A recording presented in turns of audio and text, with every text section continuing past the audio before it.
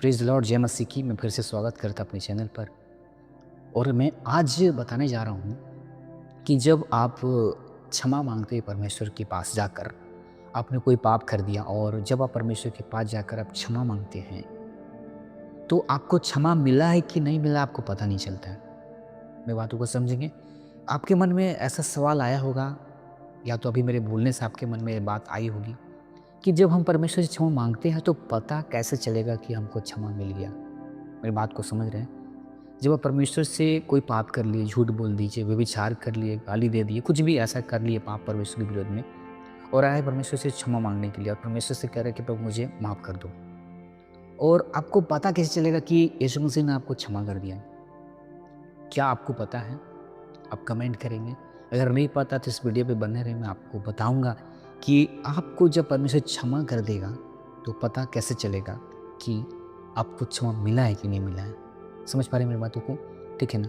अगर आपको नहीं मालूम है, वीडियो पे रहें। मैं आपको बता रहा हूँ कि जब आप पाप करते हैं और परमेश्वर के पास जाते हैं, बहुत लोग के मन में इस कन्फ्यूजन रहता है कि परमेश्वर मुझे क्षमा किया कि नहीं। कभी कभी क्या होता है ना कि परमेश्वर क्षमा कर देता है, लेकिन उसको समझ नहीं आता है, इसकी वजह से वो बार-बार पश्चाताप करते रहता है, और कभी-कभी परमेश्वर क्षमा नहीं करता है, ठीक है?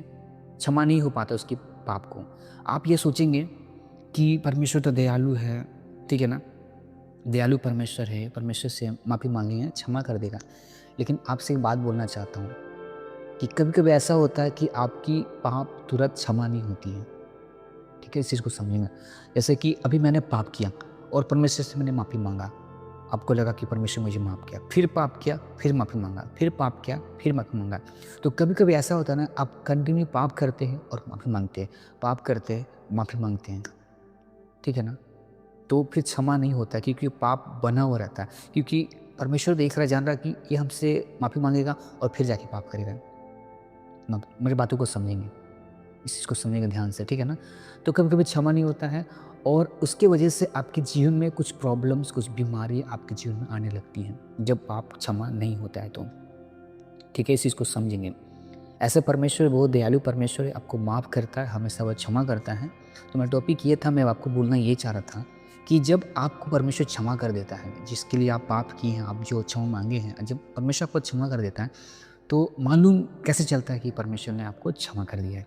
ठीक है ना? मैं आपको बताने जा रहा हूँ, आप सुनेंगे ध्यान से अच्छे से। जब आप परमेश्वर से क्षमा माँगे, जैसे कि मान लीजिए आपने व्यभिचार कर दिया और परमेश्वर के पास आकर आप पश्चाताप कर रहे हैं, आप बोल रहे हैं, प्रभु मुझे क्षमा कर दे, मुझे क्षमा कर दे, मुझे क्षमा कर दे। ठीक है ना? अगर आपको क्षमा मिल गया, सुनिए ध्यान से, अगर आपको क्षमा मिल गया, तो पता क्या होगा? आपको लगेगा ही नहीं कि आपने व्यभिचार किया है। वो चीज़ को, उस गिल्टी फ़ील को जो आपके अंदर हो रही है ना, उस चीज़ को हटा देगा। मेरी बात को समझ पा रहे हैं? आपने व्यभिचार किया और व्यभिचार करने के बाद आपने परमेश्वर से क्षमा माँगा, और आपको अभी भी लग रहा है कि मेरे को क्षमा नहीं मिला है, अभी भी गिल्टी फ़ील हो रहा है। तो पता है, आपको अच्छा नहीं लग रहा। क्षमा माँगने के बाद भी आपको वही फ़ील हो रहा है, मैंने गलत किया, मैंने गलत किया। पता है आपको क्षमा नहीं मिला। मैं आपसे बोलना चाह रहा, समझेंगे? जब यीशु मसीह, जब खुदा आपको क्षमा कर देगा, तो पता ऐसे चलेगा कि आपको ये लगेगा कि मैंने पाप किया ही नहीं है। हालेलुया! समझेंगे बातों को? जब आप परमेश्वर के पास गए व्यभिचार करके, परमेश्वर के पास गए, आप परमेश्वर से बोले, प्रभु मुझे क्षमा कर दे, मुझे क्षमा कर दे, तो आपको लगेगा कि आपने व्यभिचार नहीं किया है, आपने व्यभिचार किया ही नहीं। आपने झूठ बोला, क्षमा माँग रहा। आपको आपको जब क्षमा मिल गया, तो आपको लगेगा, अंदर से महसूस होगा कि मैंने झूठ बोला ही नहीं है। मतलब उस चीज़ को डिलीट कर देगा, उस चीज़ को हटा देगा। आपको महसूस ही नहीं होगा, मतलब आपको गिल्टी फ़ील या खराब नहीं लगेगा कि मैं गुनाह में हूँ, मैंने गुनाह कर दिया, मैंने गुनाह कर दिया। अगर आप पाप करते हैं और परमेश्वर के पास जाकर क्षमा माँगते हैं, और आपको क्षमा माँगने के बाद भी खराब लगता है कि मैंने ये गलत किया, ऐसा कर दिया, उसी चीज़ में आप बने रहते हैं, मैं आपसे बोलना चाहता हूँ, लिख ले कि आपकी गुनाह, आपकी पाप क्षमा नहीं हुई है।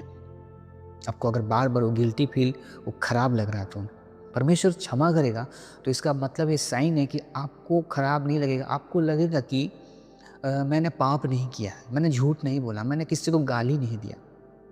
मैं आपसे बोलना चाहता हूँ, जब आप किसी को धमका देते हैं या किसी को मार देते हैं, किसी को गाली देते हैं, आप प्रभु को जानते हैं, परमेश्वर की आत्मा आपके अंदर है, आपको खराब लगता है कि आपको लगता है कि मैंने उसको क्यों ऐसा बोल दिया, मैंने इससे क्यों गाली दिया, मैंने क्यों इससे झगड़ा किया, मैंने इससे क्यों मुँह लड़ा लिया। समझ पा रहे हैं? आपको खराब लगता है और वो तब तक आपको खराब लगते रहेगा जब तक आप उससे जाकर क्षमा नहीं माँगते। वो तब तक वो चीज़ आपके अंदर बना रहेगा, ठीक है ना? अगर किसी को आपने ऐसा किया हो तो आपको पता होगा, किसी को आपने गुस्सा से कुछ बोल दिया, ठीक है ना? या झगड़ा कर दिया, किसी को बुरा-भला बोल दिया और आपको खराब लगा कि मैंने उसे क्यों बोला, मैंने उसे क्यों बोला और वो खराब लग ही रहा है आपको, कंटिन्यू लग रहा है। वो तब तक सही नहीं होगा जब तक आप उस व्यक्ति से जाकर माफ़ी नहीं माँग लेते हैं कि मैंने तुम्हें ऐसे बोला भाई मुझे माफ़ कर दो। वो चीज़ आपके अंदर बना रहेगा। लेकिन जब आप उसके पास जाते हैं, उसको बोलते हैं कि भाई मैंने तुम्हें ऐसा बुरा-भला बोल दिया, मुझे माफ़ कर दो। पता है वो चीज़ आपके जीवन में हट जाता है, हल्का लगता है कि हाँ टेंशन खत्म, मैंने उससे माफ़ी माँग लिया।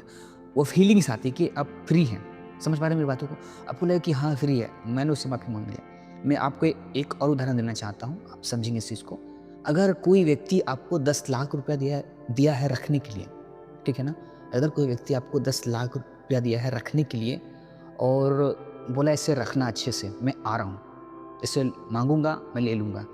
तो पता है आपके अंदर एक टेंशन बना हुआ रहेगा कि वो व्यक्ति आएगा, उसको देना है, कहीं पैसा गिर ना जाए या पैसा कोई चोरी ना कर ले, मेरे हाथ से गुम ना हो जाए। समझ पा रहे हैं? वो टेंशन बना हुआ रहेगा कि 10 लाख रुपए दिया है, जल्द से जल्द वो मेरे से ले ले। ये टेंशन बना हुआ रहेगा, टेंशन बना हुआ रहेगा। बात समझ पा रहे हैं मेरी बात को? लेकिन जैसे ही वो व्यक्ति आपसे 10 लाख रुपए वापस ले लेता है, आपका टेंशन खत्म हो जाता है।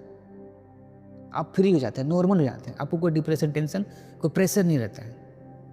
मेरी बातों को समझ पा रहे हैं? मैं 2 उदाहरण देकर आपको ये समझाना चाह रहा हूँ कि यदि आप पाप किए हैं और परमेश्वर के पास आकर आप माफ़ी माँग रहे हैं और परमेश्वर अगर आपको क्षमा कर दिया है, तो आपको लगेगा कि आपने पाप किया ही नहीं है। आपने व्यभिचार किया ही नहीं है। आपने झूठ बोला ही नहीं है, आपने गाली नहीं दिया है।